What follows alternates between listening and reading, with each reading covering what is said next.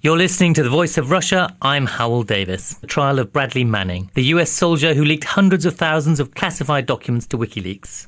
To government prosecutors, Manning is a traitor who endangered the lives of his fellow soldiers. But he's been hailed as a hero by some, who say he's a man of principle, motivated by a desire to shed light on US military and diplomatic misdeeds abroad. To discuss the case, I'm joined by Professor John Gearson, Director of the Centre for Defence Studies at King's College London, and by Andy Worthington, a British journalist and head of the Close Guantanamo campaign. Professor John Gearson, one of the key points of the prosecution case against Bradley Manning is that he's damaged American interests and possibly put lives at risk. Is there much evidence of that? Yes, it's very interesting. For historians such as myself, reading the cables, I was reading just 20 years earlier than I would normally read the material that will soon find its way into archives and will be released into the public domain. But the important difference is the ability, A, to have distance, to put into context, but B, not to influence current events. And I think the tricky thing about Bradley Manning is he appears, from the reports we've heard so far from the case, to have known what he was doing and to have talked about his unfettered access to hundreds of thousands of documents and what would one do if one had this access. So this wasn't an act of a totally naive person who's found something. This was somebody who knew the access that he had, was fairly computer literate, and took a decision to exploit the opportunity afforded by his position to use that information. And I think one of the reasons why the prosecution appears maybe to some people outside the United States as harsher than we would have expected is simply that scale. You know, this is completely beyond the scale of the Pentagon papers or any release before. And it is very unlikely that Bradley Manning had much knowledge of most of the material that he leaked. He probably didn't read it, and there was only limited discrimination on his part, and it's still not clear how much discrimination there was on the part of WikiLeaks. And that's the difference, I think, between previous cases where newspapers and broadcasting organisations have often demonstrated themselves as painfully aware of the obligations of insight into secret material. I mean, he did try and offer it to newspapers before he eventually went round to WikiLeaks. But is there much evidence that the actual real damage has been lost, real damage has been caused, rather, and lives perhaps lost? Generally, it seems that those who've wanted to think ill of the United States military have used the information to confirm their beliefs. Whether people who otherwise would have been neutral have changed, I don't think there's much evidence to show that as yet. As for the cable traffics, I think they are embarrassing and can be quite significant. There are certain things that came out that really governments would not want to be reported. And I would suppose, let's remember, he was an intelligence analyst. You know, this was not somebody who was working in the outer reaches of the armed forces. Intelligence is about trust, and it's about discretion. And I certainly think that America will find it harder to get people to be as candid as they would like if they don't believe that information will be held confidentially, albeit that there is no such thing as absolute security. Andy Worthington, do you think that the Obama administration is trying to make a scapegoat, in a way, of Bradley Manning in an attempt to sort of say to other people in the future, look, you better not do this? Yeah, I think there must absolutely be an element of trying to scare people off from doing it, because it is embarrassment on such a colossal scale. But, you know, to be trying to claim that he's aiding some kind of enemy seems to me to be overkill, and I would very much hope that that's not that we're not going to see Bradley Manning convicted on that, because what he has done is embarrass the United States. But I think, you know, there are different elements of what he's done that's worth separating out.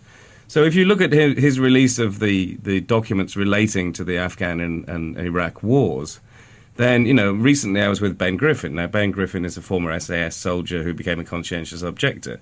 He had no hesitation in saying that Bradley Manning is the single most significant anti-war protester that he has ever encountered, because he leaked so much information revealing the truth, as he sees it, of the horrors of war, stuff that the United States wanted hidden, war crimes that were not being discussed.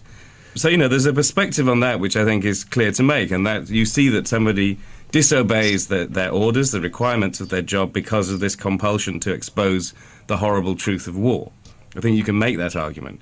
What he's doing with the cables, obviously, is that he undertook this perspective whereby he wanted to open up America's secret dealings, diplomatic dealings, to outside scrutiny. And I think that the argument can be made that in certain closed regimes, the release of those documents was extremely useful to people who didn't know the inside workings of their governments. But obviously, in other ways, we could say that there were so many documents that it must have been embarrassing.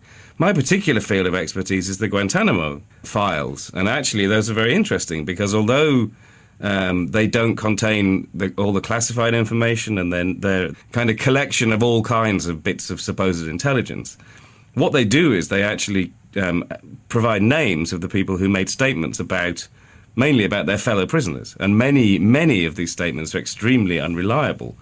And it provides a basis for understanding something about Guantanamo, which the Bush administration wanted hidden, and which I believe, is of massive public importance to this day. And I would commend him absolutely for doing that. So, I can see we have these three different points of view about which documents he released and what significance that they had. But the case above all, to me, is that, yes, he embarrassed the United States. Yes, he needs disciplining. But let's not let this spiral out of control and make this man a disproportionate victim of something. He's not an enemy. He wasn't trying to aid the enemy. Aiding the enemy is what he's being charged at under the Espionage Act, of course, which is the law. If he's convicted, he'll face life without parole. So what you're saying is that he's broken some rules, but the higher truth is more important, perhaps. Well, I think that's the case because I think some of what he released was in the public interest to know, and in that case, when somebody is a whistleblower, it doesn't matter. The rules are always that you're not supposed to do that.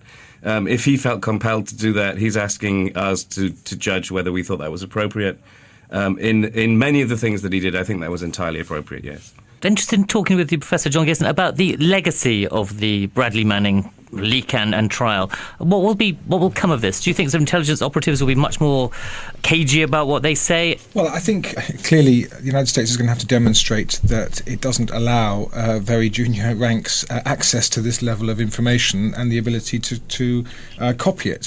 For many years, other countries were accused by the United States of being more leaky than the United States, and here we have an internal leak of epic proportions.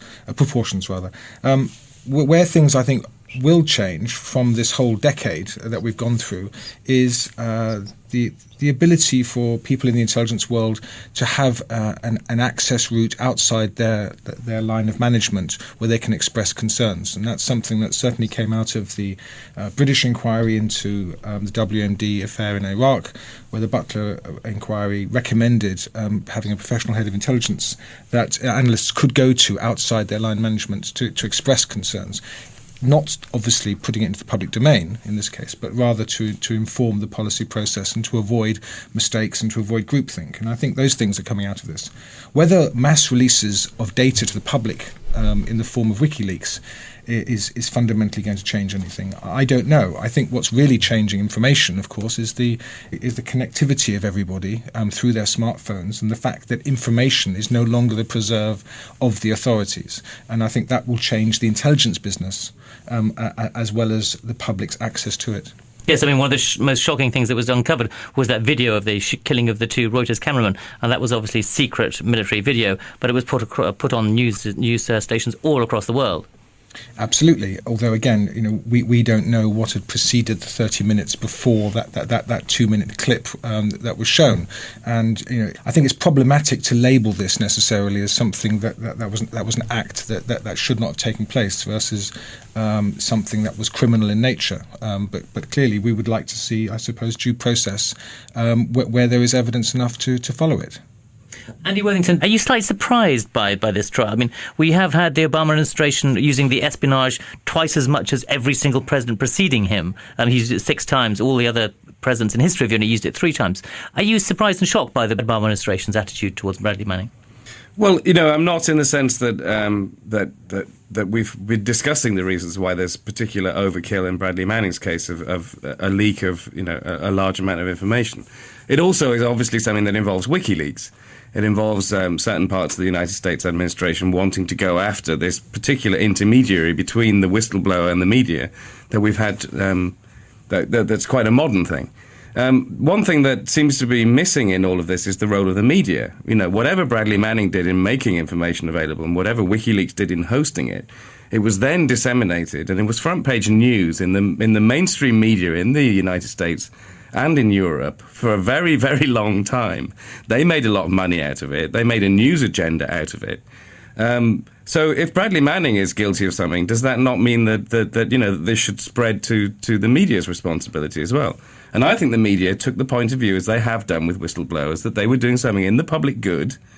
I'd like to see the mainstream media defend Bradley Manning a little bit more than they're doing, and WikiLeaks as being the intermediary, because I think that all of these things are very connected.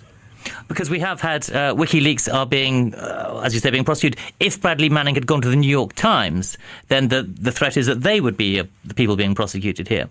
Yeah, well, I mean, the media has been scared into it because of the pursuit of Bradley Manning and because of the obvious intention of pursuing Julian Assange and WikiLeaks, has been scared into thinking that maybe the United States government is going to come after them. I think their obligation is to stand on the pulpit and say, no, what we were doing was in the public good. That's what leaks are about, and that's why the media publicises information that's made available by whistleblowers, because it is in the international and national interest for that to happen.